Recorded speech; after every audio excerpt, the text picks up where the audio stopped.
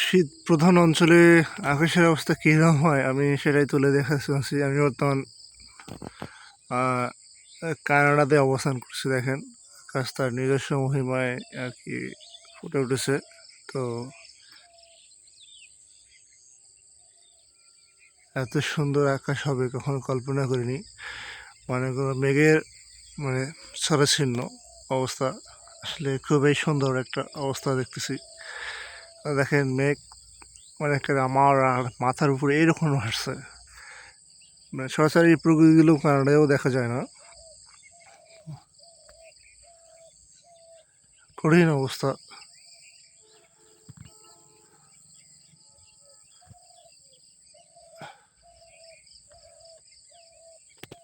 এই আছে অবস্থা। তো দেখেন সুন্দর মেঘ, ওয়াও! মনে কর মেঘ আমার সামনে, তো মেঘ আমার উপরে এমনভাবে উড়ে বেড়াচ্ছে মেঘগুলো, ক্যামেরা বন্দি করে না পারলাম না। দেখছেন? ওয়াও! কি বলবো, মেঘ আমার উপরে উড়ে বেড়াচ্ছে, পাখি যাচ্ছে উড়ে। তো আসলে আমার ডাবল ক্যামেরা মানে থাকলে করতে পারতাম, এটা আইফোন 16 প্রো ম্যাক্স, সেহেতু করতে পারতেছি না।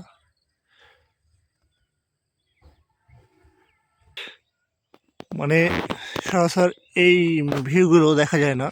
মানে এটা হচ্ছে শীত প্রধান দেশ, এখানে সবসময় -34 ডিগ্রি থেকে 50 ডিগ্রি পর্যন্ত হয়ে থাকে।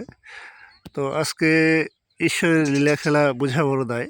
তো এত সুন্দর আকাশ দেখবো কখনো কল্পনা করিনি। আসলে এগুলো দেখতে ভাগ্য লাগে। তো আসলে এই আছে বিষয়। তো দেখছেন প্রকৃতি মানে আমার সামনে, এই যে আমার হাত, যে হাত, আমার হাতের সামনে আর কি মেঘগুলো মানে সিরিবিরি করে গেছে। তো আসলে এরকম প্রকৃতি সচরাচর দেখা যায় না, সেটাই আপনাদের তুলে ধরবো দেখানোর জন্য। চতুর্দিকে শুধু মেঘের ফেলা, ওয়াও! আসলে কানাডা একটা শীতপ্রধান দেশ হলেও এখানে অনেক কিছু জিনিস দেখা যায়। আর এর দেশের মানুষ প্রকৃতি প্রেমী, আর এরা প্রকৃতিকে খুব ভালোবাসে। তো আসলে এইরকম সুখের জায়গা কে না বসবাস করতে চায়। তো পৃথিবীর কোন দেশে যান না কেন, কোথাও না কোথাও বাঙালি আছে। তো বাঙালি সর্বদেশে থাকে। আর পৃথিবীতে বাঙালিরা যায় কেন বুঝছেন? আর বাঙালিরাও এখন প্রকৃতিপ্রেমী হয়ে গেছে, আর বাঙালিরাও এখন সভ্য জাতিতে পরিণত হচ্ছে। তো বাঙালিরা এখন দেশ থেকে দেশান্তরে চলে যাচ্ছে, এই হচ্ছে বিষয়। তো প্রকৃতিতে যারাই ভালোবেসেছেন তারাই সাফল্য অর্জন করেছেন, কারণ প্রকৃতি মানুষকে শুধু সুখ আর সুখ দিয়েই থাকে।